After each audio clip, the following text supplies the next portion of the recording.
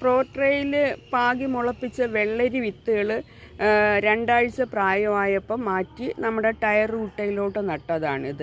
അപ്പം ഞാനതിന് 2 ദിവസത്തിന് മുന്നേ കുറച്ച് ചാണകമൊക്കെ അതിൻ്റെ മൂട്ടിൽ ഇട്ട് കൊടുത്തിട്ടുണ്ടായിരുന്നു. അത് കഴിഞ്ഞിട്ട് അതിൻ്റെ മുകളിൽ കുറച്ച് പൊതയിടണം.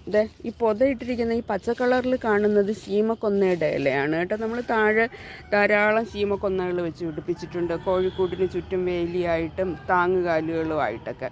അപ്പോൾ കുറച്ച് ശീമക്കൊന്ന ഇല ഇട്ട് കൊടുത്ത് ഇനി അതിന് മുകളിൽ നമുക്ക് കുറച്ച് കരിയില ഇട്ട് കൊടുക്കാം. കരിയില നമ്മൾ കരിയിലകളൊന്നും നശിപ്പിക്കാൻ പാടില്ല, എല്ലാം കത്തിച്ച് കളയാതെ ഇതുപോലെ പൊതയിടാനോ അല്ലെങ്കിൽ ഗ്രോ ബാഗ് നിറയ്ക്കുമ്പം അടിയിൽ ഫില്ല് ചെയ്യാനോ ഒക്കെ ഉപയോഗിക്കാം. വെള്ളരി ധാരാളം ഈർപ്പം ഇഷ്ടപ്പെടുന്ന ചെടിയായത് കാരണം നല്ലതുപോലെ പൊതയിട്ട് കൊടുക്കണം.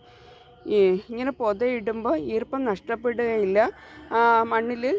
മണ്ണിൽ എപ്പോഴും നമുക്ക് ഈർപ്പം നിലനിർത്താൻ കഴിയും.